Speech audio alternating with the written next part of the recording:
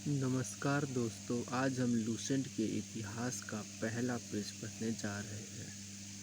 इस चैनल से जुड़े रहिए और इस चैनल को सब्सक्राइब करिए लूसेंट सामान्य ज्ञान के लिए। तो चलिए शुरू करते हैं। आपके स्क्रीन पर लूसेंट के इतिहास भाग का पहला पन्ना अभी प्रदर्शित हो रहा है, जिसमें आप देख पा रहे होंगे भारत का इतिहास। तो चलिए इसके बारे में यहाँ पर क्या जानकारी दी गई है उसके बारे में जान लेते हैं।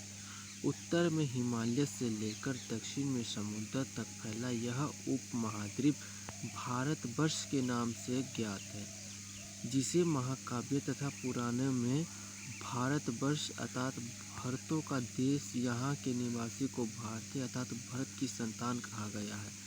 जैसा कि आपको पता है, यहाँ इतनी लाइन पढ़ने के बाद आपको पता चली गया होगा कि भारतवर्ष के नाम से पहले जाना जाता था भारत को, और उसे भारत का देश यानी भरत की संतान कहकर बुलाया जाता था। भरत एक प्राचीन कबीले का नाम था। यहाँ पर यह नोटिस करने वाली बात है कि भरत क्या था।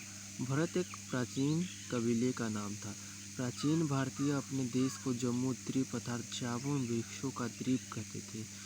प्राचीन भारतीय क्या कहते थे अपने देश को? जम्बू द्वीप। जम्बू द्वीप का मतलब क्या होता है? जामुन के वृक्षों का द्वीप कहते थे। प्राचीन ईरानी इसे सिंधु नदी के नाम से जोड़ते थे। अब देखिए यहाँ पर ये बात आ रहा है कि भारत का नाम हिंदुस्तान कैसे पड़ा। अब देखिए कि प्राचीन ईरानी, जो पहले के प्राचीन ईरान देश के लोग थे, वो लोग हिंदुस्तान को हिंदू न कहकर सिंधु के नाम से जोड़ते थे, जिसे वे सिंधु न कहकर हिंदू कहते थे।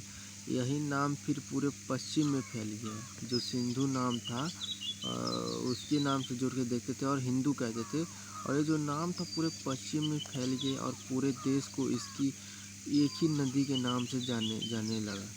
इस सिंधु नदी के नाम से ही जाने लगा पूरे देश को। और यूनानी ने इसे इंदे और अरब में इसे हिंद कहते थे। अब यूनानी लोग इसे इंदे कहने लगे और अरब के लोग इसे हिंदे कहते थे। मध्य काल में इस देश को हिंदुस्तान कहा जाने लगा। ये जो मध्य काल है, इस देश को हिंदुस्तान कहा जाने लगा। यह शब्द भी फारसी शब्द हिंदू से बना है। यूनानी भाषा के इंदे के आधार पर अंग्रेज इसे इंडिया कहने लगे। अब देखिए यूनानी भाषा की जो इंदे कहते थे, उसी भाषा के आधार पर जो अंग्रेज है इसे इंडिया कहने लगे। अब इंडिया नाम कैसे पड़ा इसमें हमने पढ़ लिया। विंध्य की पर्वत श्रृंखला देश के उत्तर और दक्षिण में दो भागों में बांटती है। अब यहाँ पे कौन सी पर्वत श्रृंखला भारत देश को दो भागों में बांटती है? तो वो है विंध्य की पर्वत श्रृंखला। विंध्य की पर्वत श्रृंखला उत्तर और दक्षिण में भारत देश को दो भागों में बांटती है। उत्तर में इंडो यूरोपियन परिवार की भाषाएं बोलने वाले और दक्षिण में द्रविड़ परिवार की भाषाएं बोलने वालों का बहुमत है। तो ये था भारत का इतिहास, जिसका भी छोटा सा, और ये चैप्टर 1 है इतिहास का, जिसका भी हमने छोटा सा पैराग्राफ पढ़ा। उम्मीद करता हूँ कि आपको 1-2 बार वीडियो देखने के बाद आपको यह समझ में आ जाएगा।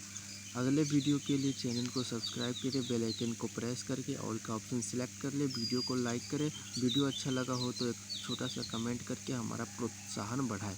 धन्यवाद।